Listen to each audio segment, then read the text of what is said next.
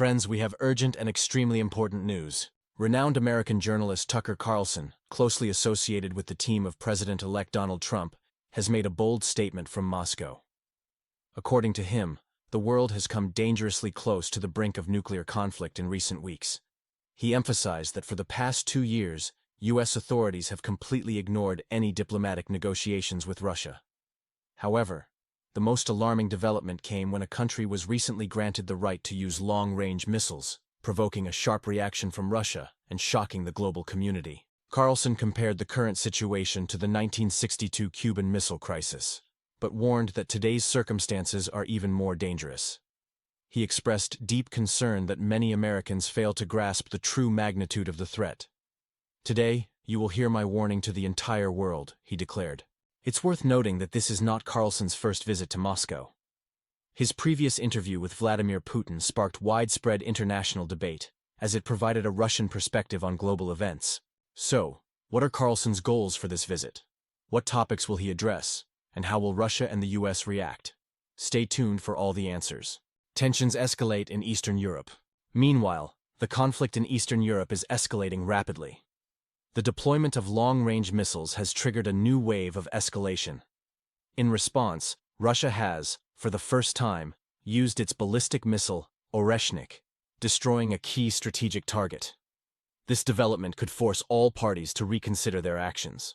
Despite expectations of diplomacy, the global stage remains a battlefield for intense political struggles.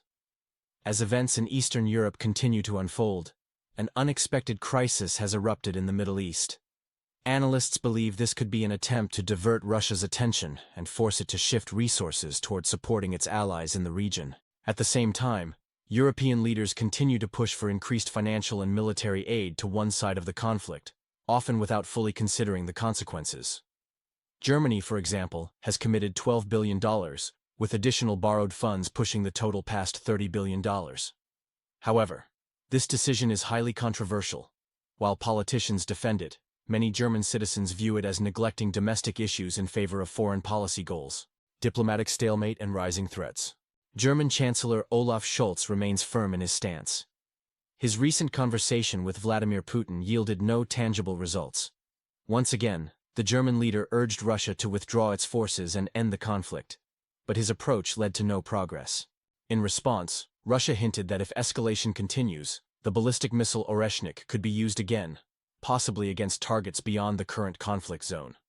This warning appears to have been ignored by European leaders, who continue to insist on Russia's strategic defeat. French political analyst Jacques Lafont warns that the West no longer takes these threats seriously, which could have catastrophic consequences. History has repeatedly shown that Russia does not just make empty threats. Meanwhile, Washington has completely cut off diplomatic contact with Russia. Secretary of State Antony Blinken has ceased all discussions, eliminating any remaining hope for a peaceful resolution. The world now seems closer than ever to a point of no return. Media control and the search for truth. For 2 years, all direct communication channels between Russia and the U.S. have been severed, leaving most Americans reliant on a one-sided narrative from mainstream media like NBC News and the New York Times. Alternative viewpoints, including the Russian perspective, are simply inaccessible to the general public. Attempts to interview Vladimir Putin have been blocked multiple times by U.S. authorities. The U.S. Embassy in a country receiving billions in taxpayer dollars refused to facilitate an interview, instead suggesting CNN, which promptly rejected the request. As a result, Carlson traveled to Moscow, where he was able to speak with Russian Foreign Minister Sergei Lavrov. During the interview, they discussed the ongoing unprecedented conflict between Russia and the U.S., the possibility of de-escalation, and whether relations between Russia and the West can ever be restored. Russia has made its stance clear. It will not bow to military pressure. This is a country that has never lost a war, and the idea of defeating it on the battlefield is deeply unrealistic. Carlson's reporting once again challenges the Western establishment, sparking intense debates worldwide. Kinzinger versus Carlson, the media firestorm. Former U.S. Representative Adam Kinzinger took to X, formerly Twitter, to attack Carlson, branding him a traitor. This accusation has further inflamed the already heated debate about independent journalism and political bias.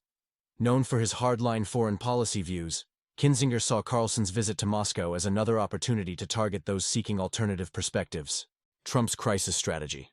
Meanwhile, former President Donald Trump, who previously claimed he could end the conflict in a single day, is now shifting toward economic pressure rather than direct intervention. His strategy involves 100% tariffs on countries undermining the dominance of the US dollar, combining threats and strategic concessions. In contrast, Trump has taken a much tougher stance in the Middle East, vowing unprecedented retaliation if hostages are not released. In Eastern Europe, he has appointed Lieutenant General Keith Kellogg as his special envoy, whose Kellogg plan aims to de-escalate tensions. Whether this strategy will be effective remains uncertain. The proposed conflict resolution plan. Most experts believe Trump's plan does not resolve the crisis but merely delays it. Major actions are expected after his inauguration on January 20th, but the key aspects are already known. Restoring dialogue, ending Russia's diplomatic isolation and improving relations with Moscow. Negotiations. The U.S. would push both Russia and the conflict nation toward peace talks. Concessions for Russia. A 10-year moratorium on NATO expansion, recognition of Russia's controlled territories, and a phased lifting of sanctions. Continued U.S. military aid. Ongoing support for the conflict nation, but without recognizing Russian territorial claims. Pressure on the conflict nation. If it refuses negotiations, U.S. military aid could be cut off. Experts argue that this temporary solution does not address fundamental issues. Additionally, the deployment of European troops near Russia's borders could further escalate tensions. The road to war or a path to peace? Political analysts remain divided. Some believe this strategy delays an inevitable conflict, while others see it as a move to preserve Trump's reputation before his re-election bid. However, one fact is clear. This plan does not offer a lasting resolution. The world is edging closer to a global crisis, as no side is willing to step back. Trump relies on economic pressure, Europe considers deploying troops, and Moscow signals its readiness to defend its interests at any cost. This looks less like diplomacy and more like preparation for something bigger. Tucker Carlson, a journalist or a truth seeker? Let me share my personal view.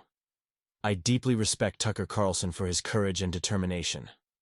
Traveling to Moscow twice in 1 year to challenge mainstream narratives is not just journalism. It's a bold and meaningful act. When most media outlets push one-sided information, it takes tremendous integrity to provide an alternative perspective. Carlson asks difficult questions, seeks the truth, and risks his reputation to give the public a complete picture of events. His work will undoubtedly spark debates worldwide, but not because he takes sides, rather, because he gives people access to the truth that others try to hide. Thank you, Tucker, for your bravery. The world needs more people who dare to reveal reality, no matter how inconvenient it may be.